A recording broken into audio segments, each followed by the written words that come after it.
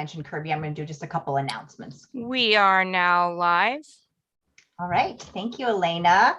Well, hello out there, YouTube world, and welcome to our Allegory Editing Author Chat with Kirby Larson.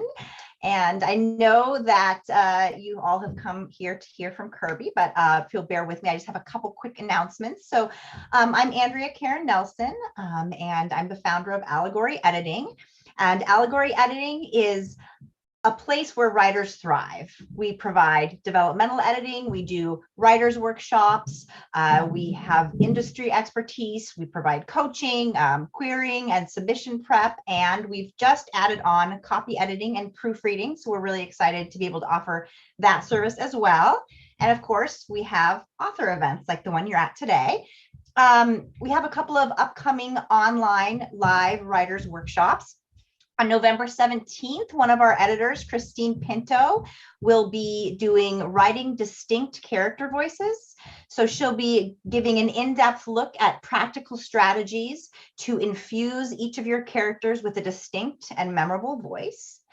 And then on December 15th, Elena Hartwell-Taylor, our senior editor, will be presenting Balance Your Writing Life, Stress Your Characters. And she'll be discussing ways to stay motivated and balance your writing and your work while at the same time stressing out your characters and writing them out of balance with big obstacles, because of course that's always more exciting than the balance that we want in our real lives. And then on January 12th, I will be doing a workshop on writing for children, and we will cover picture books all the way up through YA. And for a full list of events, you can check out our website, allegoryediting.com/events, or you can look at our Eventbrite page. And we're on social media at Allegory. And if you want to see more content like this from us, go ahead and click subscribe on the our YouTube channel. We really appreciate that. And without further ado, Kirby. Hi, Andrea. I am so excited to get to chat with you. So for those watching, Kirby's family and my husband's family go way back, and we've met in person a handful of times, but we haven't really had a chance to really sit down and let me pick your brain and find out all about your writing life. So I'm so excited to get to do this, and thank you so much for joining us. You're welcome. And the first thing I wanted to ask you was, were you read to a lot as a child? Oh, that is a great question. I would say that books were always made available to us. My family moved a lot when I was growing up, and no matter where we lived, my dad always made sure we got a library card, and he took us to the library. What I would say happened more often in my family is we were told stories. So my mom especially would tell a lot of stories about her growing up or her family, and so I would say that would be more the case, but books were definitely always around our house, always available to us, which, as we know from research, is one of the key indicators of childhood success, is having access to books. So I was very grateful to my parents for that. Thanks, Kirby's mom and dad. And what kind of things did you read as a child? Everything, literally everything. When I do school visits, I put images up on the screen for kids. And a lot of these books, they don't know because I'm a tiny bit older than the kids I'm writing for and speaking to, but I loved Encyclopedia Brown. I loved that he was smarter than all the adults around and could solve crimes. I dearly wanted a horse when I was growing up, and so I read every single horse story probably in existence. I was not a discerning reader. I read science fiction. I devoured, at least in our grade schools, there were this collection of biographies, and they had orange covers. And I literally remember starting with the A's and reading my way through the entire alphabet. And of course, now I realize that they were fictionalized and, but created dialogue, but I devoured them. I loved learning about how other people lived. And I read comic books by the barrels. My dad, when he was a kid, had a newspaper route, and every Friday or wherever, when he would collect from his the people he delivered to, he would take a dime and go to the drugstore and buy a comic book or two. And then my grandfather would never throw anything away. So those were all in the basement of his home. And so when we would go there, I would just disappear down the steep, dark stairs to the basement and lose myself in the world of Superman or Green Lantern, or even like Richie Rich or those kinds of things. So, but I was not a discriminating reader. I just read constantly, just always hungry for stories. And we have a question from Elaine. Elaine wanted to know, are you aware with the research if telling stories to a child does the same things and provides the same benefits as reading stories to them? I have to say I am not aware. I just really know that it was a government sponsored research project, and that really the top factor in academic success for children was access to books. So, I would imagine being told stories as part of that, but the research, I think, primarily focused on that question. Interesting. I'm curious to look for that. And what do you like to read now? I mean, again, I have eclectic tastes. I love poetry. That's a kind of a new thing for me. I will confess I read it in college, and I was an English major, but I don't think I loved it and appreciated it as much as I do now. And maybe having written several children's picture books gives me a new insight into the power and punch of a poem. I will say I don't read much science fiction now, which is funny because it really was something that's so important to me when I was a kid. I mean, I do read a lot of nonfiction, a lot more nonfiction than I ever envisioned myself as a reader reading, because I really am drawn to fiction. But because most of my work is historical fiction, I am drawn to learning about other times and places and people, and that requires nonfiction reading. So, now, how did you first find your way to writing? Well, I mean, it's actually kind of a long story, but it starts with the very first books that I read. I still remember, and people make fun of them, but good old Dick and Jane, when I realized that those black marks on that white paper meant something, I did feel like I had been given a superpower or a gift beyond compare. And so I read a lot. I was a lonely kid. My family moved a lot. I had a very weird name for the time I was growing up in. I wore glasses. I was, my family didn't have much money. So I was often sort of the target of bullying. And so I quickly learned that no matter where I went, which school, I could find a friend between the covers of a book. And so the books were just so important to me. And then beyond that, I would read a story and wonder what would have happened, had the character made different choices, or or maybe there was, what if there had been a different character in the book? And so that spurred me to, starting to do my own writing. And I wrote and illustrated my first book when I was 9. The main character was the Easter Bunny. And that was sort of like the launching pad. So I wrote all through grade school and junior high and high school, but never with the dream of being a published author, because I had no idea it was something ordinary people could do. In this era, I do a lot of school visits, or prior to the pandemic.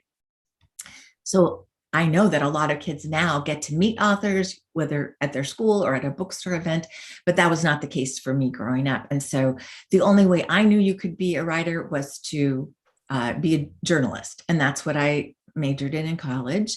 And variety of reasons, I didn't stick with that very long following college.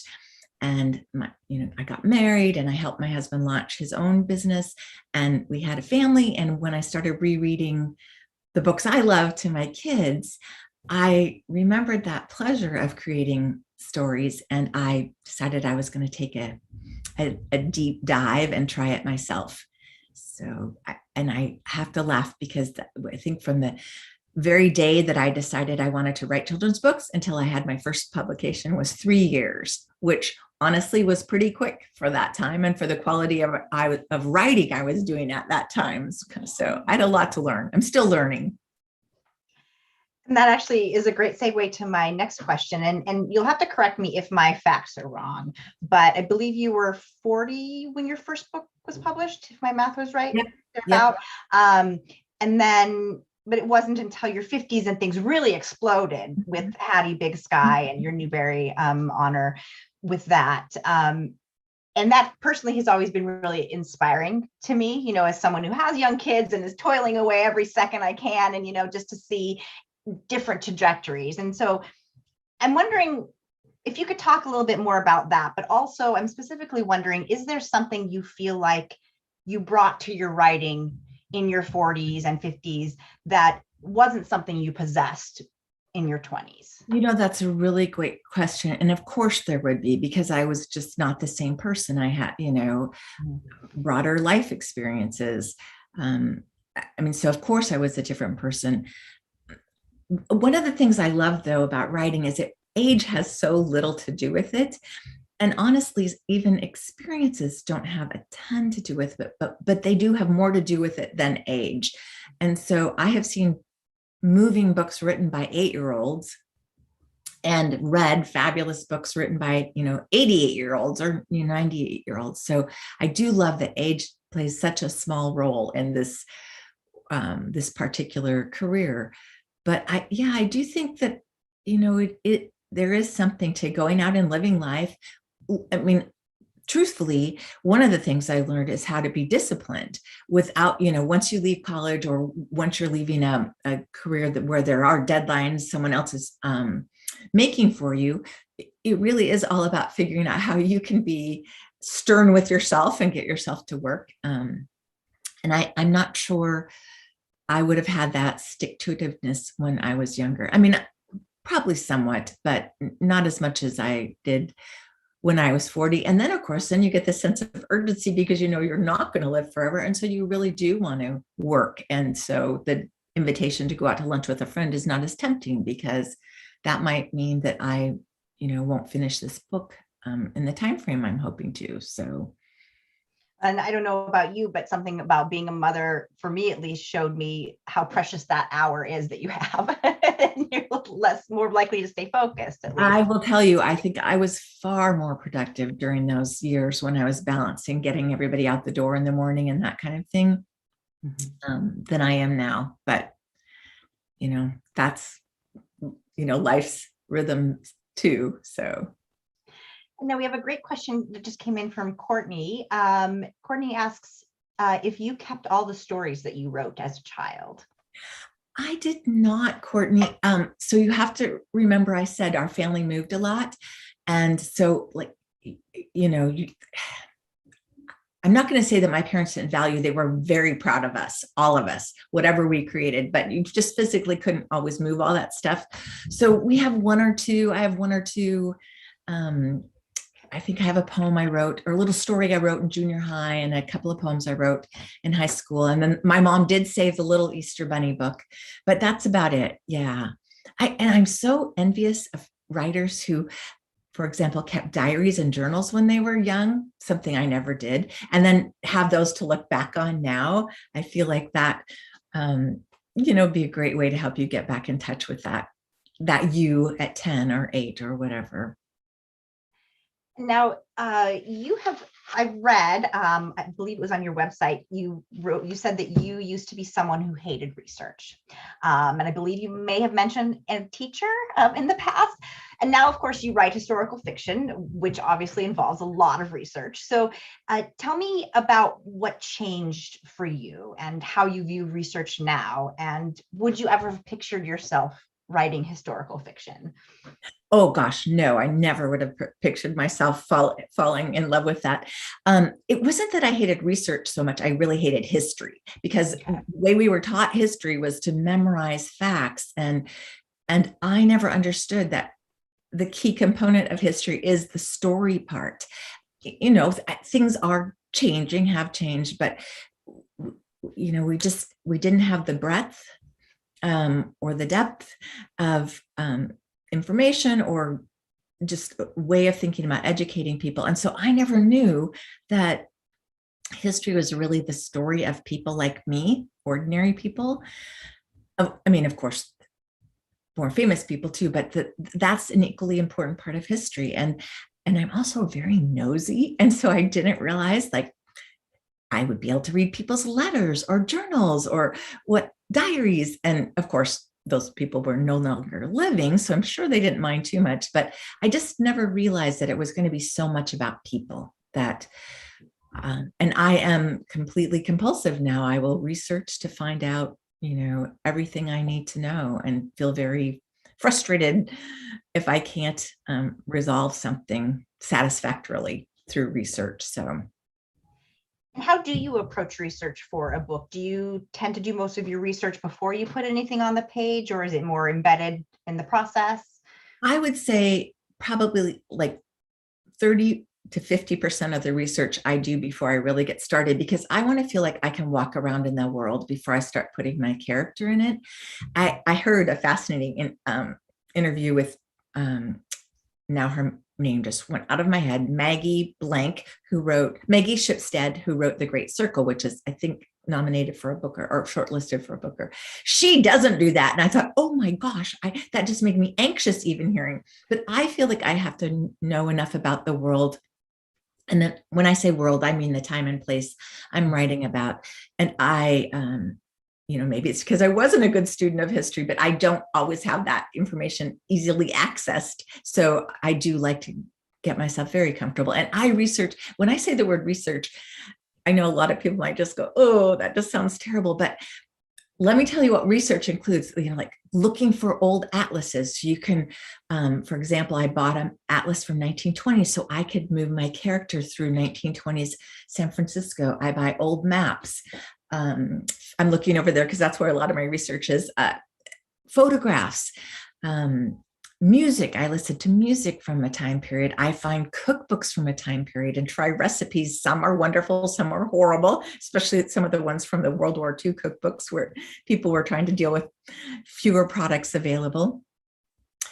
I talk to people, and that's like the most amazing part of research, is hearing firsthand from folks who are experts in fields. And the great thing about living in America is that we have a club or an organization for everything. Like I needed some information about vintage postcards. There is a vintage postcard association. I needed information about a particular camera. There is a press camera museum in New Hampshire. And I spent several wonderful hours talking with their director there. So I mean, our country, if people have a passion, they tend to form a club around it. And so there's always wonderful resources out there, people who are willing to help.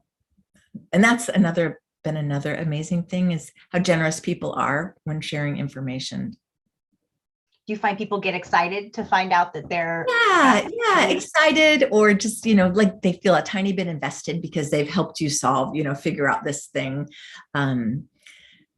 I remember a communication with a railroad enthusiast, and I was trying to figure out when Hattie went to Wolf Point from Arlington, Iowa, like how long would the train ride have taken, and what would it have cost? And he was the person who helped me figure out that I think it was $11 one way for a ticket in those times. So yeah, I'm so grateful to people who have passions for things and that are willing to share that passion with someone like me who's trying to get that information and make a believable story.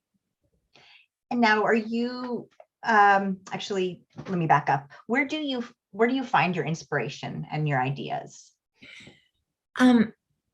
So I have a passion for telling stories that are lesser told, lesser known. And so generally those stories would be about kids or about women or women. And so there's, you know how it is. You always have a little antenna going. So my ears are always open. I have found a lot of times when I'm researching one thing, I will encounter a person or an event that's very compelling. And so I'll make a note about that. I read Smithsonian Magazine. I subscribe to Atlas Obscura. So, you just a history link, a Washington State history newsletter. I'm just trying to feed myself information, and not every idea you run across, though it may intrigue you, will prove to be, worthy of a story, but you just never know. So I always just kind of like keep my mind open. I mean, frankly, I feel that there's inspiration everywhere, and I've been doing this long enough that it's more taming the ideas, so that you can focus on one to complete a project. It's that muscle. You train a muscle in your brain or your imagination, whatever you want to call it. I have a little tickle here. Excuse me. Oh, no, you're fine. It is actually a good opportunity for me to remind people that are watching, if you aren't already aware, if you have a question for Kirby, you can go ahead and pop it into the YouTube comments, and then that is being filtered to me. So Kirby, even though you write historical fiction, are there ways in which you feel like your real life influences your work and makes its way into your work? I would say yes, in that I'm a human being living with other human beings. And so my experiences and emotions and things that have happened to me or happened to people I know do often end up in some form or another in one of my books. So, you're always, the people who live around a writer, unfortunately, are always fair game for, not that person per se, but just maybe some quirk or habit or something the person says triggers an idea about a character. But I truthfully do not live a very exciting life. So, my life per se is not informing the books that I'm writing. But it's interesting because every once in a while, you look back over what you have written. And I think most of my books are really about asking myself the question, like, what does it mean to be a good person living in this world? How do you be a good friend, or how do you, stand up for, for what's right? And so I guess in that way, it's definitely informing my books, because that's a question that drives me. And so, I think every story is a way to explore a different answer to that question, or to help complete the answer to the question. I will never reach the complete answer, but. And then what is your writing habit or your writing routine? And does that vary? How does that vary depending on where you are in the publication process? Yeah. So I do pretty much write every day. For me, it's a habit I have developed and sort of need to keep the momentum going, especially when I'm working with a novel. There's just a lot of moving pieces. And if I step away from it for too long, then it just takes me that much longer to get back into it. So I do write every day. Now, my writing might not produce, the 1,500 words that some people dream for. Maybe my writing that day is going to produce, a bit of research that's really going to help me in the next scene or chapter. But I do pretty much do it every day. And, but I kind of try to stop by 4-ish in the afternoon, because I just start to get fatigued, and I don't think you do yourself any favors trying to work when you're tired, unless I'm doing copy edits, responding to copy edits, or, trying to turn around a revision quickly. And then in that case, I might be working, again in the evening or on a weekend or something. But pretty much I did love working in coffee shops before, in the before times, as I like to say. I especially like to read off my first drafts there, because I would find that if I was getting distracted by the noise and the people or whatever around me, that was probably a signal that I really needed to work on the section that I was reading right there. But I'm not as comfortable going out in the world doing that now. So pretty much I'm writing in this little office, and I have a wonderful chair behind me. I sit in to read through drafts. But find a new barometer. Like if you start to do a lot of laundry, then maybe exactly, like when somehow it seems quite compelling to organize your junk drawer, then this, like, stop it. Yeah. That's a great to develop that, find that internal cue. And then we have another question, and I'm not sure who this one came from, but what advice do you have for someone who struggles to finish projects? How how do you build that follow through muscle when the world is so full of ideas and topics? Right. So I know it's really tough, and I wish there was a pill or a magic word you could say. It really is about discipline, and I'm sorry to tell you, there's just no other way that I have been able to figure it out. It is so important to continue a project, at least to complete the first draft. You may, when you get to the end of that draft, realize you don't have the energy or heart to revise it. That doesn't matter. It was not wasted writing. It's going to help you do the next thing. But we all know, like when you're struggling with something and it's not coming easily, then this other little idea is like sparkly over here and it's catching your attention. And you're like, well, if only I would work on that idea, I wouldn't ever get to this place where I'm being stuck. And we know that's not the case. We're going to get stuck at various points in whatever we're working on. I think one thing I've learned for myself is that when I am really tempted to walk away from the computer, that's the time I should just set the timer and stay there for whatever I tell myself, 10 minutes or 20 minutes, because it usually means I'm on the verge of figuring something out. I just am not aware of it yet. And so if I can just ride out that impatience or frustration or whatever the emotion is, it generally pays off for me. Now, that's not to say that there are times when I just have to get up and go for a walk, and that's the best thing to do too. But yeah, I'm really sorry. The person who just asked this question, I wish I could tell you there's an easy thing, and there's not an easy thing or that I've discovered. It really just takes stick-to-itiveness. I don't know. I was a campfire girl when I was little, and we said these little pledges, right? And one of our pledges was, I will always finish what I begin. And I mean, I think you should always finish what you begin. Does it mean that you would spend another 6 months revising it? Not necessarily. It might not be the project for that, but yeah, I'm so sorry. I wish there were an easy solution. If there were an easy solution, I suppose there would be more published writers. Right, exactly. I guess, one thought about that is I do have accountability tricks, if you will, for myself, colleagues, fellow writers that I check in with, or little reward systems for myself, or punishment. Sometimes that works for me too. So sometimes that will help you stick with something to see it through to the end. Now, I'm going to switch a little bit to talking about kind of the business of writing or the industry. I just read a stat that nearly a third of all children's books sold today feature a licensed character. And I know that you've written some of these with the American Girl dolls and the Bitty Baby, and I don't know if I'm missing any, but how did those deals come about? How did those find their way to you? And then along those lines, is the process different when you're writing for a licensed character versus when you're writing a story that's just purely of your own creation? Yes. So I have to think back to this a little bit. I believe the Bitty Baby opportunity came because a friend encouraged me to audition for writing for the series, and I had not worked with American Girl at that point before.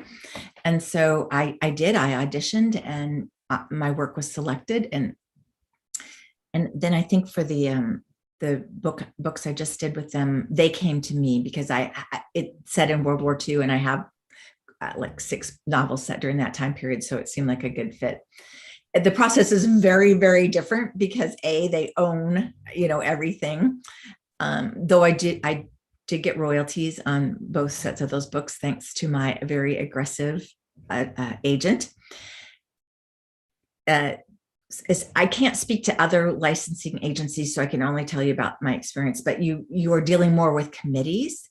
So groups of people that will be reading through everything to evaluate it from, are there safety concerns or, so what I learned is I just had to step back. This was not going to be my book. This was a book I was writing, but it's not my book. Not that I didn't, put my heart in it and do my best, but I was not going to necessarily get the final say on anything. And, truthfully, I did do some ghostwriting at the beginning of my career for a couple of series, and the thing is, they generally pay not too bad. And when you're just starting out, like, that's a great way to get a credit and get the experience and learn how to write fast and learn how to revise to someone else's standards. And so it was really good practice. It was a good education for me. Now, this later projects, primarily, it was with the bitty baby. I was going to be a grandma for the first time, and it just seemed like a really lovely timing for me. And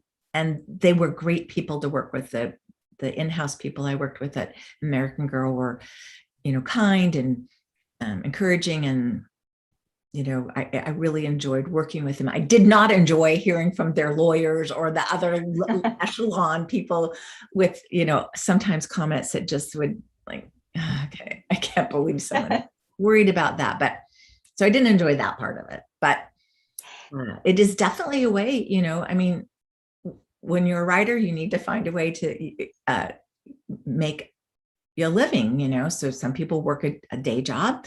Some people find a way to use their writing as that support system. So absolutely.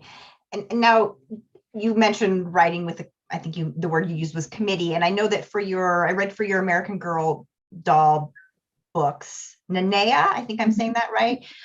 For that one, it featured a Native Hawaiian protagonist. Am I correct? And you worked with her dad's Caucasian and her mom is Hawaiian. So. And you worked with with some boards of advisors on that to ensure cultural accuracy. So what was that process like? And then what advice would you give to writers about writing a character from a background that's different from their own? Okay, let me add that. So the first part of your question first. I believe there are 5 people on the board of advisors, and now I can't remember. They'd be listed in the book.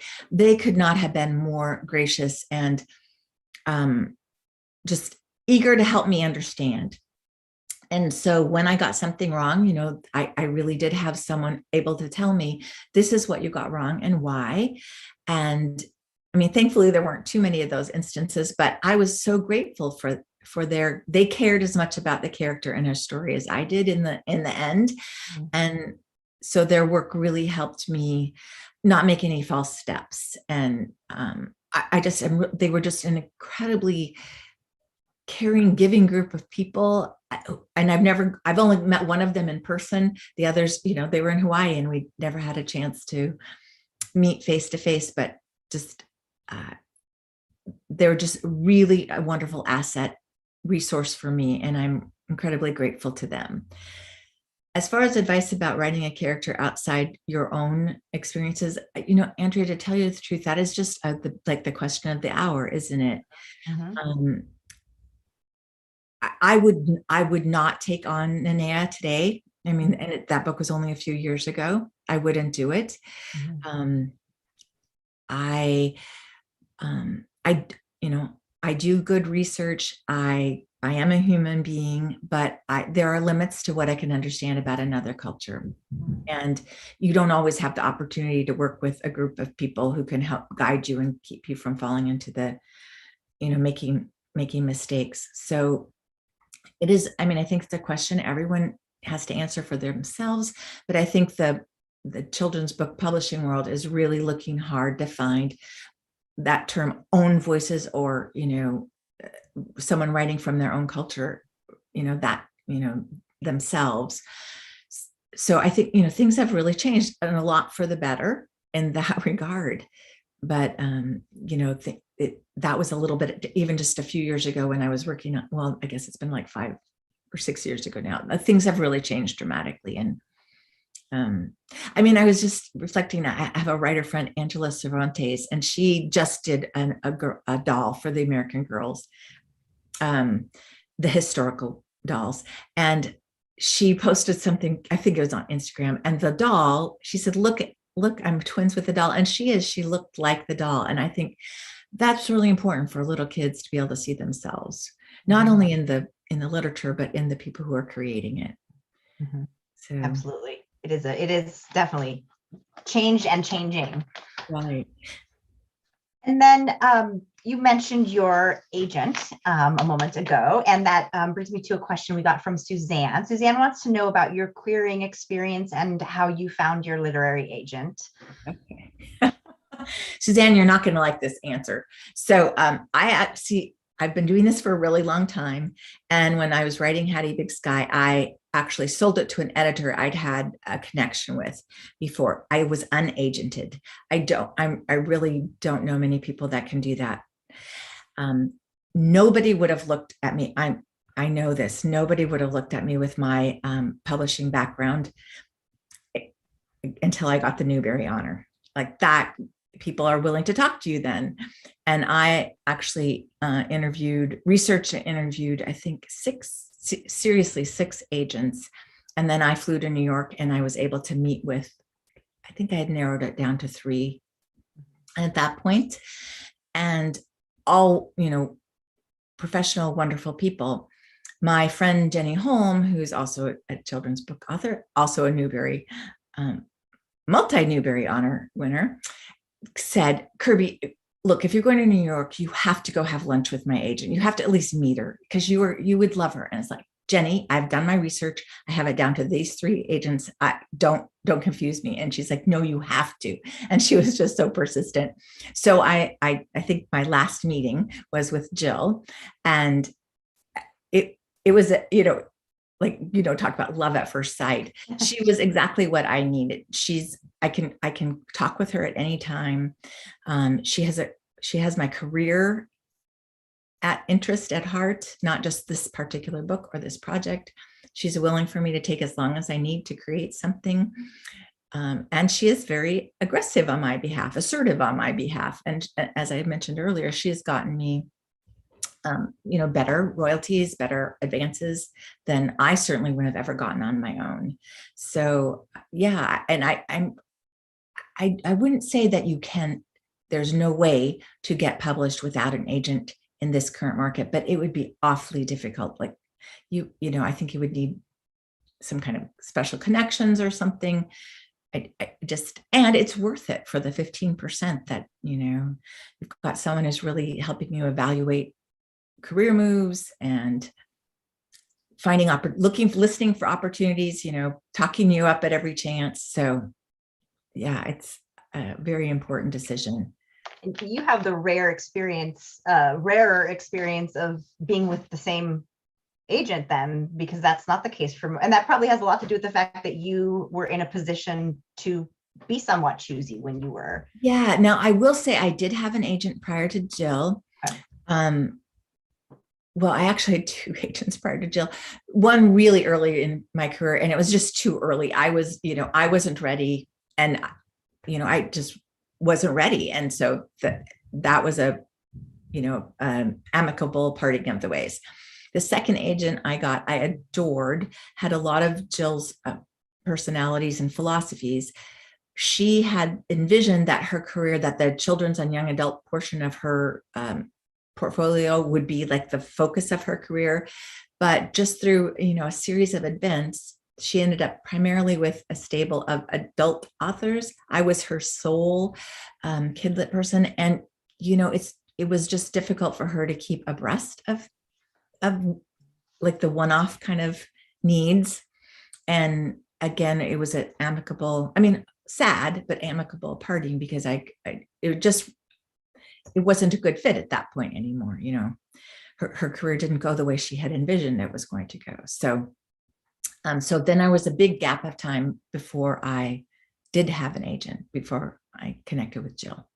That really speaks to finding the right agent for you. It is so important. Like, I have writer friends who don't feel the need to talk to their agents or wouldn't, or even are fearful to call their agents. And I would never, I would need to feel like and not that I abused that privilege, but I would need to feel like if I had a question or concern, if I was really struggling, I would want to feel like I could call her and know that, she would not be put out that I was calling her. In fact, glad that I was calling her. So, but some people, that's not important to some people. So you really do have to value what it is you need out of that kind of business relationship. And what has your experience been like working with illustrators for your picture books? Are you someone who tends to write heavy illustration notes or more of a light hand? And what's your early in my learning to be a writer, I attended a wonderful workshop that doesn't happen anymore, but it was at Cannon Beach, Oregon. Mhm. And Marla Frazee, who is a Caldecott winning illustrator, was one of the presenters. And I will never forget this. She said, I will show you what I do with author's notes to the illustrator. And she got out the fattest black Sharpie you could imagine. No. And she just colored, blacked them out. And that was an important, it was just, that was sort of humorous, but it was a very important lesson because I put the words on the page, and now it's time for the illustrator to add that layer of magic that only they can do. And so unless it is something incredibly would not be obvious from the text, for example, if you name the little stuffed animal Teddy, but it's really a I don't know, a porpoise or something, that might be needed. But otherwise, now, am I going to say I'm always loving what has the illustrations that go? No, sometimes I envision something really differently, but you just have to let the illustrator do their part of the job. And an art director, the editor and the art director have really thought long and hard about who would be best suited to bringing your words to life on the page. And so, these are professionals who take their jobs very seriously, and, it's money on the line for them to make sure they have made a good marriage. So I think, I would just advise people to let it go unless there's something really wrong, some sort of mistake. And switching gears a little bit to post-publication, what is one of your favorite ways to connect with readers? And also, that's, I imagine, very different from connecting with readers when you have adult readers primarily. So if you could speak to that a little bit. Well, I do have adult readers, and they're the ones who typically email me, telling me they think this book should be a movie or something. It's so cute. Out of that. I love connecting with my readers face to face. That's not happening as much anymore, sadly. But going to schools and talking to kids about writing, about how much, I love it, brainstorming with them about their own writing. There's nothing that beats that. I will say I'm really searching for the social media platform that fits me best for that. And I think what I'm finding is, for me, the posts that I'm doing on Instagram seem to be meeting that need. So every Thursday night, not like you, I'm interviewing another children's book author or illustrator. These are short conversations. And those are, they're geared at adults. I'm not aware. I can't tell by names, the age groups of the kids, and there's probably a way to research that. I don't know, but I feel like that's been a really great way to connect with readers. And for kids' books, there are gatekeepers, the librarians and the parents who are choosing to either add the book to their collection, or the parents to purchase the book for their child. So that's another level for children's book authors, is that we also need to build that connection with the adults in a kid's life. Yeah, so I don't know if that answered your question, but it did. And I didn't mean to imply that you don't have adult readers, because I am one of your adult readers, and that's actually one of my next questions. But I do think it is different. I don't think adult authors, I don't know, but I have this image that they don't get the kinds of fan letters that we get, where someone will draw a picture, a kid will draw a picture of one of your characters, or a letter. I remember getting one that said, I thought your book was going to be boring, but it wasn't. And I just, I bet you, I can't even think of an adult author. Timothy Egan probably doesn't get letters like that, So there's nothing like it. And speaking of my son, who's 6, he and I were reading Audacity Jones in preparation for this, and he wanted to know. Oh, I don't know what happened to his question. Oh, yes, he wanted to know, why does Audacity get in trouble for not eating all of her broccoli when really you should just eat until you're full?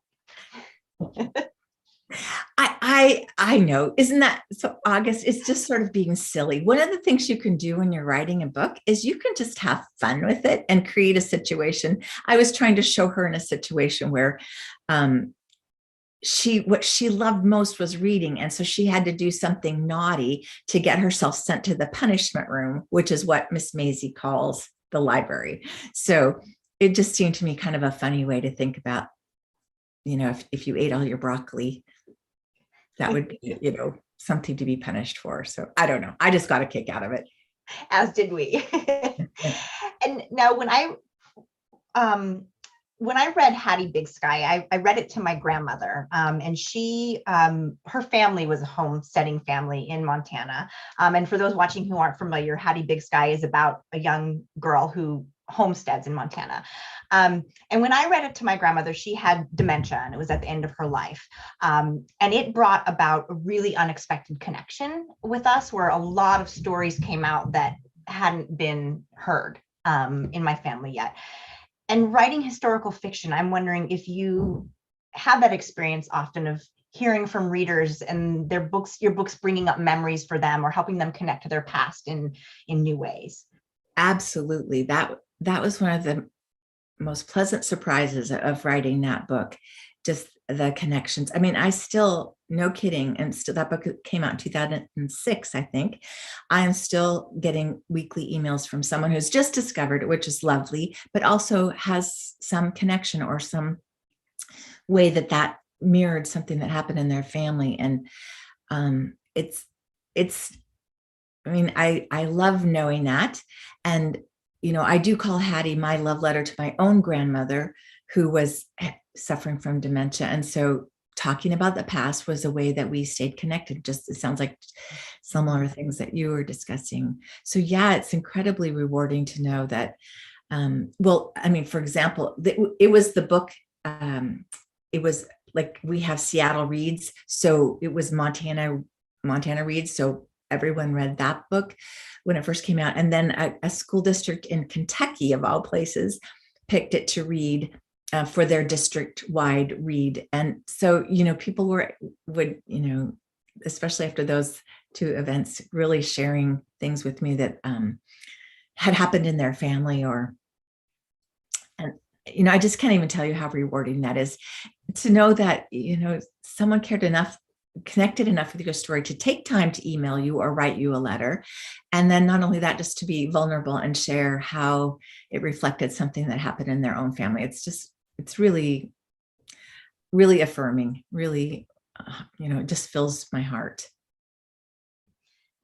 And you researched and wrote that book after your own grandmother had passed, if I'm not mistaken. Yeah, she passed away while I was working on it. She was Okay. still alive at the beginning. And so, so I would keep her posted on what I was doing with the book. That was, probably like you, that was, I would say, I learned this about Hattie. Now, unfortunately, my great grandmother Hattie did not write about her adventures. She did not think they were that remarkable. I mean, and so, but I would share what happened, what I would learn from other homesteader journals and diaries, and just, kind of like, Grandma, I wonder if this is what, if Hattie might have done this.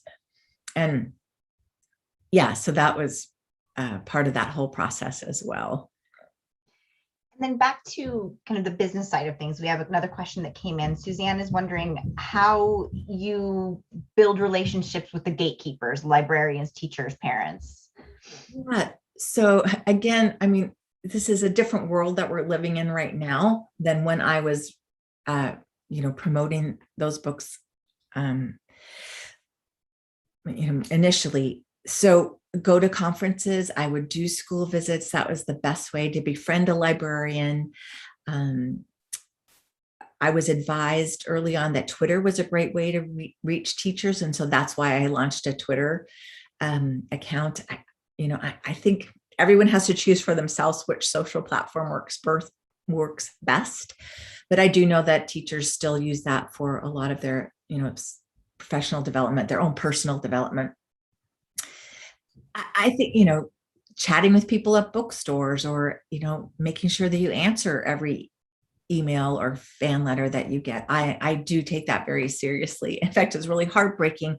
Oftentimes I'll get an email from a child, but it's from their school email, which rightfully so blocks so I can't reply to that child because my email would get blocked. And I've even tried emailing the principals or I've called the school before to say I got this letter and I just can't let it go unanswered, but I don't know how to, get this answer to the kid. So I do my very best to respect and honor all of those outreaches on my readers' behalf, because I really am grateful for them. They have a lot of choices they can make with their reading time. And the fact they would choose my book, I am very grateful for. But yeah, I think it has to develop. Publishing is a lot about relationships, yes, with the publishers and the editors, but also relationships with your readers. And I think each author needs to find his or her own way to develop and cultivate those relationships. I don't think there's any one way to make it happen. In the olden days, we would send out postcards announcing when we got a new book.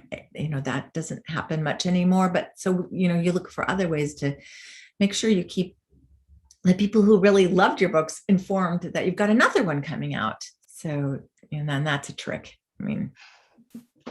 What are you working on right now?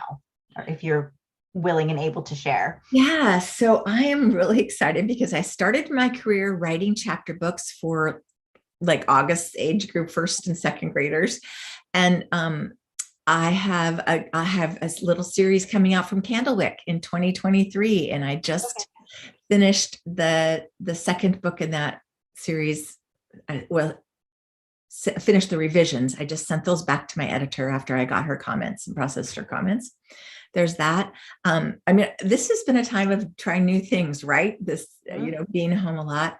So I also have a contemporary novel that I am in the finishing revision, hopefully, of the last draft, which I'm really proud of, and that I actually co-writing with my daughter. And then finally, I have another historical novel, huge novel, 400-page novel sitting on my desk that's looking for not to be 400 pages. This novel would like to be a little more tamed a bit. So that's next on, the next thing on the agenda to get back to that. I'm really excited about that. It's set in 1929. And that's kind of all I want to say about it, but I'm really excited about that project. And are those both two for children? Yeah. The middle grade novel and the historical novel is it's a character similar. It would have a similar feel to Hattie, which when it first published was YA, but then it quickly became middle grade. So, and I know you as a champion of other writers' work. You have your blog and you do interviews. And I'm wondering if there are any other writers that come to mind that you would like to see interviewed in this way about their career and about their craft. Oh, yeah. So there's I've tried to get a hold of her to interview her, but there's a woman named Christine Day who has, I think her book is called I'll Make You This Promise. I'm sorry, I should have known to think ahead of time, but that's fine. She is local. And I think she has a really intriguing career ahead of her too. She just has 2 books out so far. Of course, you asked me this question and I'm drawing a total blank. Well, Sunday Fraser has a brand new book called Mighty Inside. And it's inspired by a family story. And Sunday is a terrific person and a really hard-working writer. And I think you would enjoy a conversation with her and her perspective. If I think of any, no pressure. I love that question because I get to hear. We're so lucky, Andrew. We're so lucky that we live here because we do have a huge community of writers. Deb Coletti, my goodness, she's been around forever. And I don't know anyone who's more prolific than she is. I swear she turns out a novel every 15 seconds and they're all good. So yeah, we just have a really wonderful writing community here. And so I think you couldn't go wrong with anyone that you would invite to have on your show. Well, if any of you are listening, and then a similar question, and I'm sure this person thought I forgot, but I did not. The question was, from Patricia, what are some of your favorite historical fiction authors and books and stories, especially for someone just getting into reading that genre? Okay. And again, I'm assuming she's talking about writing for kids because that would be my strength. My assumption too, yeah. Well, Karen Cushman is my mentor hero. And Jennifer Holm is not writing historical fiction so much anymore, but Our Only May Amelia and The Trouble with May Amelia are two of my favorite historical fiction novels. Kimberly Brubaker Bradley's The War That Saved My Life. I'm looking over at my shelf right here to help me remember. Probably a little, you wouldn't think of it so much as historical fiction, or I wouldn't because it's set in the 80s, but everything sad is untrue. Everything sad is untrue by Daniel Nayeri. Astonishing book, astonishing. It would be a really great book for someone who is thinking about working in the genre of kids lit to look at. So that could get you started. Yeah. That's a great start. Definitely, yeah. Start. And then I just wanted to put the call out to people watching. If there's any final questions, we just have a couple minutes. I definitely have more I could ask you. So this is kind of a fun one. You have some of my favorite character names. Audacity, Miniver, Divinity, Hattie. Where do you come up with your names? Well, Hattie is my great grandmother's name. Yes, yes. That's a silly when I was a young, she I knew her. She passed away when I was 10, and when I was a little girl, I promised her I would name a daughter if I had one after her. Well, it didn't happen. So I still have honored my promise in a slightly different way. Audacity's name, honest to gosh, just came to me. It fit her, and same for Miniver. I don't know that those two books I wrote almost in a fever dream of fun. I have never had so much fun writing books in my life. And it was almost like the more the merrier with the language, with the names, with everything. So, but yeah, I read the obituaries. I know that sounds terrible, but because I write historical fiction, I'm looking for names that are historically accurate. And the other resource I've often used is the Social Security indexes. I don't know if you've ever done that, but the top 100 names of each decade. So those are great ways to find names. But I love names. I heard someone suggest the alumni magazines. Oh, years someone graduated. I thought that was really clever. That's brilliant. Yeah. But Social Security also a great resource. Anything else that you would like to highlight or mention that I haven't touched on yet? Where can readers find you? Anything you want us to know? You can find me online, kirbylarson.com. I have a Twitter presence, a Facebook presence, and an Instagram presence. And I'd really love for them to hop over on a Thursday night to watch one of my live chats. And they're at 5 p.m. Pacific Standard Time. I would like anyone out there who's thinking of writing for kids to remember that it's not about teaching a lesson or necessarily educating. It's about telling a good story. And the questions that you have as a human being are questions that kids are likely to have.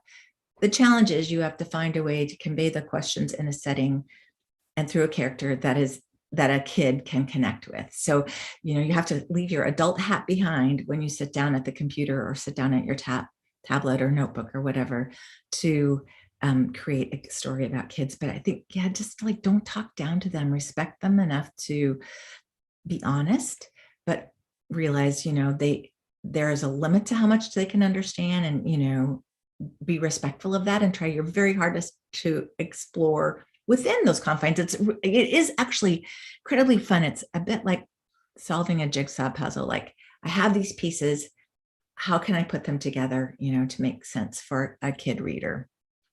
So that was my little lecture about it. But I always get asked, what do you want kids to take away from your books? And I have to say that question really annoys the heck out of me, because what I want the kids to do is finish my book and read another one, because they've discovered, that they like reading and they want to keep reading. So that's really what I want.